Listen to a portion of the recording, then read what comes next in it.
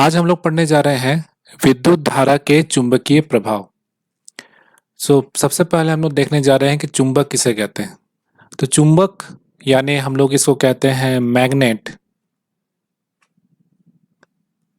Magnet वो पदार्थ है जो लोह एवं लोह युक्त चीजों को अपनी ओर आकर्षित करता है। जो मैग्नेट क्या है, ये अट्रैक्ट करता है किसको? लोहे को, आयरन को अपनी ओर अट्रैक्ट करता है। ये लोहे और लोहे से बनी हुई वस्तुओं को अपनी ओर अट्रैक्ट करता है, अपनी ओर आकर्षित करता है। चुंबक के क्या क्या गुण हैं? तो प्रत्येक चुंबक के दो ध्रुव होते हैं। अगर मैग्नेट हम लोग दें, एक बार मैग्नेट है हमारा जो रेक्टेंगुलर होता है, जिसमें एक नॉर्थ पोल होता है और एक साउथ पोल होता है। तो इसमें दो ध्रुव होते हैं, दो पोल होते हैं, जिसमें एक को हम लोग क्या कहते हैं? नॉर्थ पोल कहते हैं, और एक को क्या कहते हैं हम लोग? साउथ पोल कहते हैं, यानी उत्तरी ध्रुव और दक्षिणी ध्रुव कहते हैं। समान ध्रुव मतलब अगर नॉर्थ के साथ अगर हमारा नॉर्थ पोल लेके आया, या साउथ के साथ साउथ पोल, मतलब उत्तरी ध्रुव के साथ उत्तरी ध्रुव या दक्षिण ध्रुव के साथ दक्षिण ध्रुव, तो समान ध्रुव रहेंगे, दोनों मैग्नेट को लेके आएंगे तो वो एक दूसरे को क्या करेगा? समान ध्रुव रहेंगे तो एक दूसरे को वो प्रतिकर्षित करेगा। प्रतिकर्षित करने का मतलब रिपेल करेगा, एक दूसरे से वो दूर भागेगा। उसी तरह से अगर असमान ध्रुव है, मतलब अगर नॉर्थ के साथ साउथ पोल है या साउथ के साथ नॉर्थ पोल है, तो ये एक दूसरे को क्या करेगा? अट्रैक्ट करेगा। ठीक है, ये एक दूसरे को अट्रैक्ट करेगा मतलब एक दूसरे को आकर्षित करेगा। ये तीसरा गुण है, इसका तीसरा प्रॉपर्टी है। चौथा प्रॉपर्टी है, स्वतंत्र रूप से लटकाए गए चुंबक लगभग उत्तर दक्षिण दिशा में रुकती है और उत्तरी ध्रुव उत्तर दिशा की ओर संकेत करता है। मतलब अगर एक मैग्नेट को हम लोग रस्सी से बांध कर लटका दिया जाए स्वतंत्र रूप से, तो ये हमारे इस डायरेक्शन को दिखाएगा। तो ये हमारा उत्तरी ध्रुव मतलब नॉर्थ पोल को दिखाएगा, और ये किसको दिखाएगा? ये साउथ पोल की ओर दिखाएगा। ये हमारा हमारे गुण है, या जिसको हम लोग प्रॉपर्टीज भी कह सकते हैं चुंबक के। चुंबकीय क्षेत्र, जिसको हम लोग अंग्रेजी में मैग्नेटिक फील्ड भी कहते हैं। मैग्नेटिक फील्ड जो है वो किसे कहते हैं? तो मैग्नेटिक फील्ड या चुंबकीय क्षेत्र। तो चुंबक, ये जो हमारा चुंबक बना हुआ है, ये जो हमारा मैग्नेट है, इसके चारों ओर जो क्षेत्र बनता है, मतलब जहां पे वो दूसरे मैग्नेट को या लोहे से बनी हुई वस्तुओं को अपनी ओर उस क्षेत्र में आने पे अपनी ओर अट्रैक्ट करता है या रिपेल करता है, उस क्षेत्र को, उस एरिया को हम लोग क्या कहते हैं? चुंबकीय क्षेत्र कहते हैं। इसका एसआई मात्रक, मतलब इसका मात्रक जो है वो टेस्ला है, जिसको हम लोग, जैसे हम लोग कोई भी चुंबकीय क्षेत्र है या मैग्नेटिक फील्ड है, उसके यूनिट को हम लोग टेस्ला से टी से डिनोट करते हैं। चुंबकीय क्षेत्र में परिमाण और राशि दोनों होता है, मतलब इसमें मैग्नीट्यूड और डायरेक्शन दोनों होता है। चुंबकीय क्षेत्र को दिक् सूचक की सहायता से समझाया जा सकता है। मतलब एक दिक् सूचक कहने का मतलब है कि एक तरह का मैग्नेटिक निडल होता है, जिसको हम लोग जिसमें नॉर्थ पोल और साउथ पोल रहता है मैग्नेटिक निडल में, तो जब हम लोग इसको मैग्नेटिक फील्ड के अंदर लेके आते हैं तो वो अपने आप को डायरेक्शन को वो बदलता है। इसकी सहायता से हम पता कर सकते हैं कि ये जो क्षेत्र है हमारा, ये जो हमारा क्षेत्र है, ये क्षेत्र क्या है? ये मैग्नेटिक फील्ड है, यानी चुंबकीय क्षेत्र है। दिक्सूचक की सुई स्वतंत्र लटकी हुई एक क्षण चुंबक होती है। मतलब दिक्सूचक क्या है? दिक्सूचक वही है मैग्नेटिक फील्ड के एक स्वतंत्र रूप से मैग्नेटिक नॉर्थ पोल और साउथ पोल उसमें लटके हुए रहते हैं। चुंबकीय क्षेत्र के क्या क्या गुण है? तो चुंबकीय क्षेत्र में जो गुण है वो रेखाएं वक्र होती हैं। वक्र मतलब घेरी हुई होती है, मतलब एक दूसरे से काटती हैं। प्रबल चुंबकीय क्षेत्र में रेखा अपेक्षा के अधिक निकट होती है। जो मैग्नेटिक फील्ड हमारे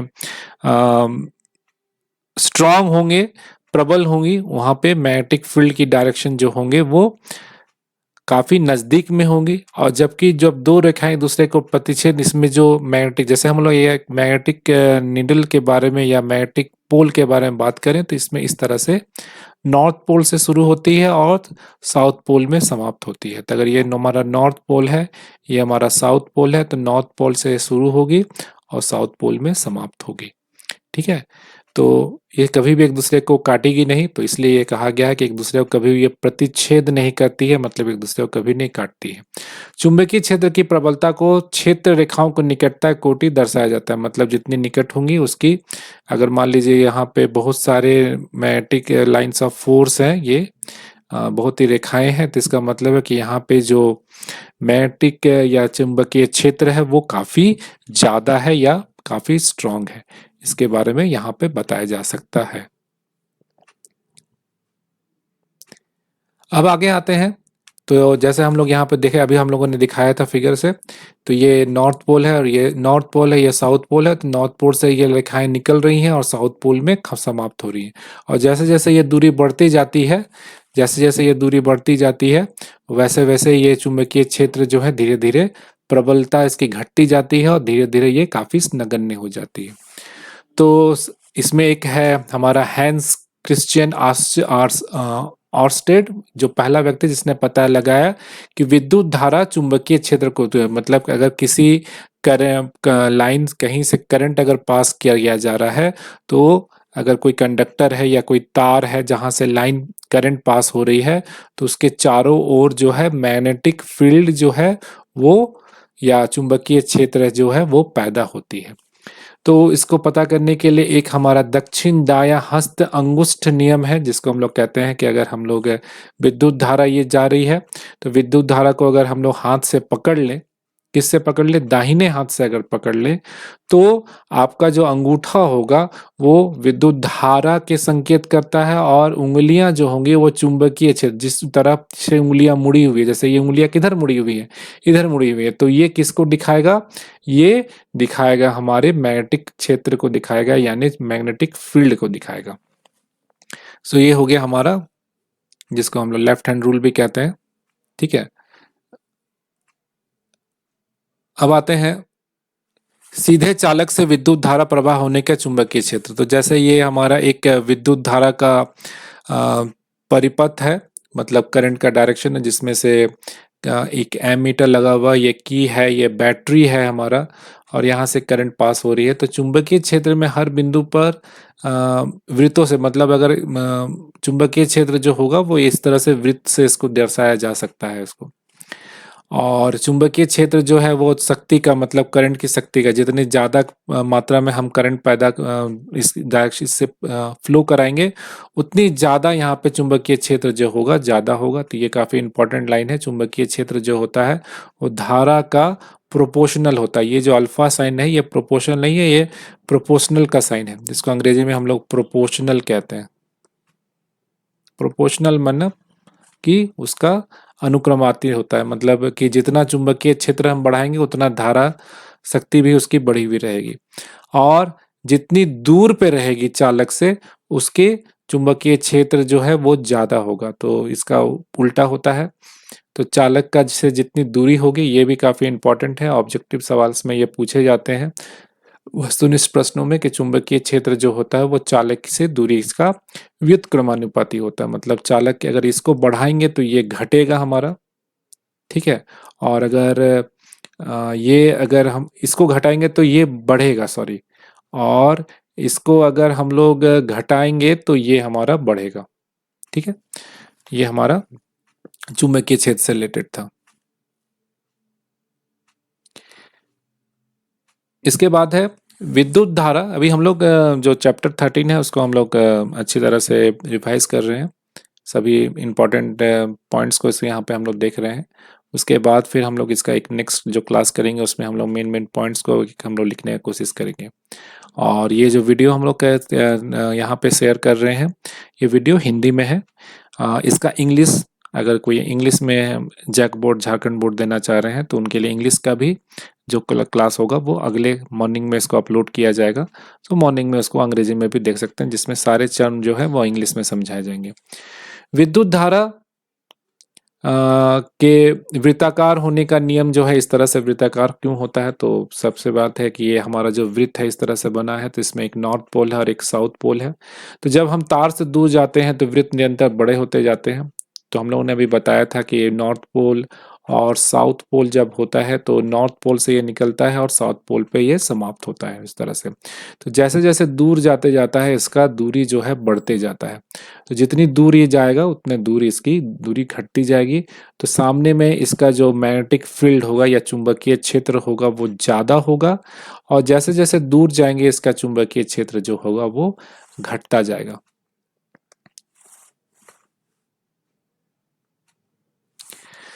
इसके बाद हम लोग आते हैं विद्युत धारा के वृत्तीय पास के चुंबकीय क्षेत्र से प्रभावित होने वाले कौन कौन से कारक होते हैं। तो सबसे पहला कारक है कि चुंबकीय क्षेत्र होता है वो प्रोपोर्शनल होता है, मतलब समानुपाती होता है चालक में प्रवाहित वाली धारा।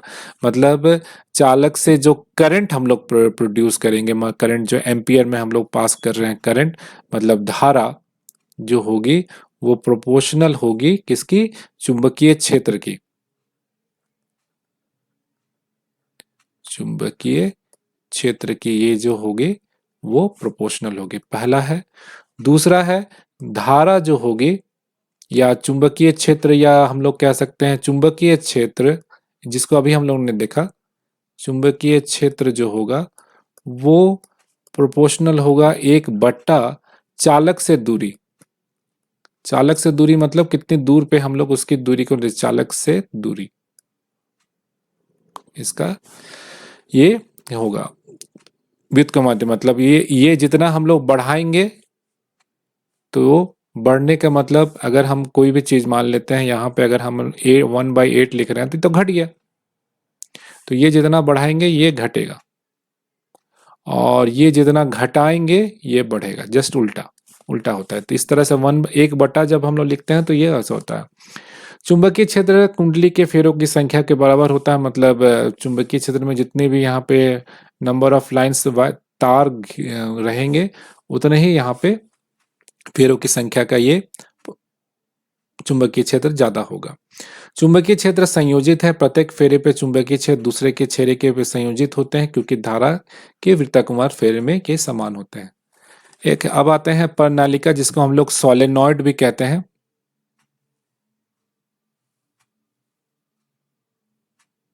ये है परिनालिका, जिसको अंग्रेजी में हम लोग सोलेनॉइड भी कहते हैं।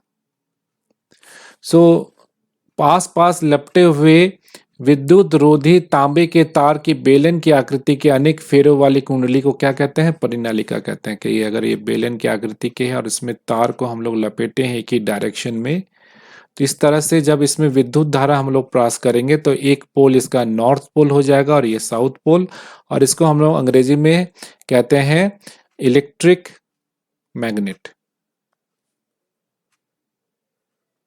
मतलब जब तक इसमें विद्युत धारा हम लोग पास करेंगे तब तक ये हमारा क्या है, तब तक ये मैग्नेट के रूप में काम करेगा।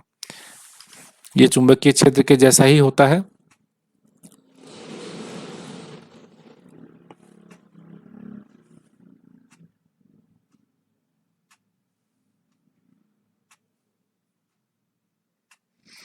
अब सबसे इंपॉर्टेंट है हमारा विद्युत चुंबक। अब ये जो था हमारा विद्युत चुंबक था, और इसके पहले हम लोगों ने जो मैग्नेट देखा था वो था परमानेंट मैग्नेट। तो इसको हम लोग विद्युत चुंबक कहते हैं, जिसमें जब तक हम लोग विद्युत धारा प्रभावित करते हैं तब तक ये रहता है। और एक स्थायी चुंबक होता है। तो ये दोनों बहुत ही इंपॉर्टेंट है, दोनों के बीच में अंतर आता है। तो विद्युत धारा जब तक प्रभावित करें तब तक ही है, उसके बाद जब विद्युत धारा अगर इसमें पास करना छोड़ देंगे तो ये विद्युत मैग्नेट का काम नहीं करेगा, तो ये एक अस्थायी चुंबक होता है। अतः आसानी से चुंबकत्व समाप्त हो सकता है, इसका मैग्नेटिज्म जो है वो आसानी से समाप्त हो जाता है। स्थायी चुंबक आसानी से चुंबकत्व समाप्त नहीं किया जा सकता है, इसकी शक्ति बदली जा सकती है। इसकी शक्ति बदली कैसे, शक्ति बदली जाएंगे, तभी शक्ति बदलने के लिए हम लोगों ने दिखाया यहाँ पे ऊपर में कि धारा का ये क्रमानुपाती होता है। तो धारा जितना बढ़ाते जाएंगे ये इसका बढ़ते जाएगा, लेकिन इसकी शक्ति जो है निश्चित है, इसको हम लोग बदल नहीं सकते हैं। इसकी ध्रुवीयता बदली जा सकती है। कैसे ध्रुवीयता बोलेंगे कि जो बैटरी है जिससे ये कनेक्ट किया हुआ है, अगर बैटरी का पोलैरिटी ये हमारा प्लस था ये माइनस था, इसको अगर हम लोग बदल के माइनस प्लस कर दें, यहाँ माइनस कर दें यहाँ प्लस कर दें, तो नॉर्थ पोल साउथ पोल बन जाएगा, साउथ पोल नॉर्थ पोल बन जाएगा। तो इसकी ध्रुवीयता बदली जा सकती है, इसकी ध्रुवीयता बदली नहीं जा सकती है। ये प्रायतः अधिक शक्तिशाली होता है या कमजोर होता है, क्योंकि इसको हम लोग बढ़ा सकते हैं, इसके मैग्नीट्यूड को बढ़ा सकते हैं, इसमें हम लोग बढ़ा नहीं सकते हैं। तो ये विद्युत चुंबक और अस्थायी चुंबक के बीच का हमारा अंतर था।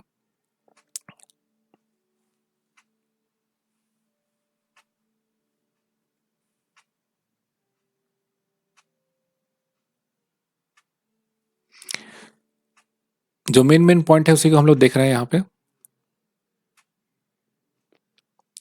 इसी में हमारा एक है फ्लेमिंग का बायां हाथ का नियम।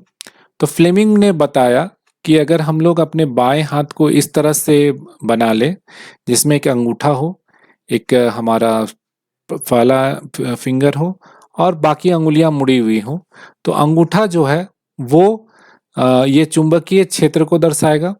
ठीक है, ये विद्युत धारा के डायरेक्शन को दर्शाएगा, ये जो हमारी उंगलियां मुड़ी हुई है, और ये अंगूठा जो है वो चुंबकीय क्षेत्र के बल को दर्शाएगा। ठीक है, तो यही कहता है कि अगर हम अपने हाथ की तर्जनी, मध्यमा और अंगूठे को इस प्रकार फैलाएं कि ये तीनों एक दूसरे के परस्पर लंबवत हो, मतलब सब एक दूसरे के परपेंडिकुलर हो, तो तर्जनी जो होगी वो चुंबकीय क्षेत्र की दिशा की ओर, मध्यमा चालक की प्रवाहित दशा की ओर संकेत करेगी और अंगूठा चालक की गति या दिशा या बल की दिशा को दिखाएगा। ये हमारा जो है फ्लेमिंग का हस्त का नियम है, बायां हाथ का हस्त का नियम है।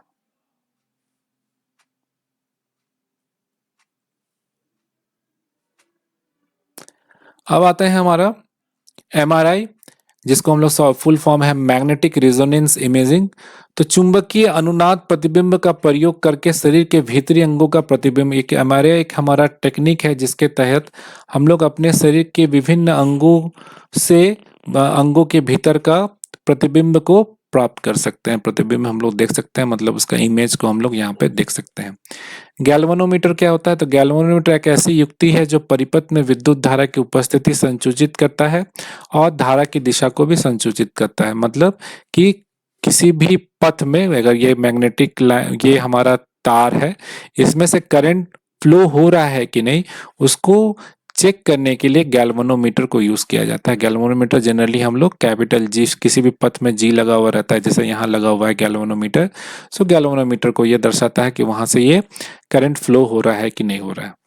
उस तरह से वैद्युत चुंबकीय प्रेरण जो है, ये किसी चालक को परिवर्ती चुंबकीय क्षेत्र में रखा जाता है तो चालक विद्युत धारा प्रेरित होते, यह धारा विद्युत धारा कहलाती है तथा ये परिघटना विद्युत चुंबकीय प्रेरणा कहलाती है। मतलब विद्युत के चलते, विद्युत जब तक हम लोग किसी पथ में पास कर रहे हैं तब तक करंट जो प्रोड्यूस हो रहा है वहां पे, और करंट के चलते हमारा जो मैग्नेटिक प्रॉपर्टी जो हो रहा है, मतलब वो मैग्नेट के जैसा काम कर रहा है, चुंबक के जैसा काम कर रहा है। तो इस अवधारणा को, इस फिनोमेना को हम लोग क्या कहते हैं? विद्युत चुंबकीय प्रेरण कहते हैं। तो एक क्रियाकलाप है, क्रियाकलाप हम लोग को यहाँ पे देखना नहीं है।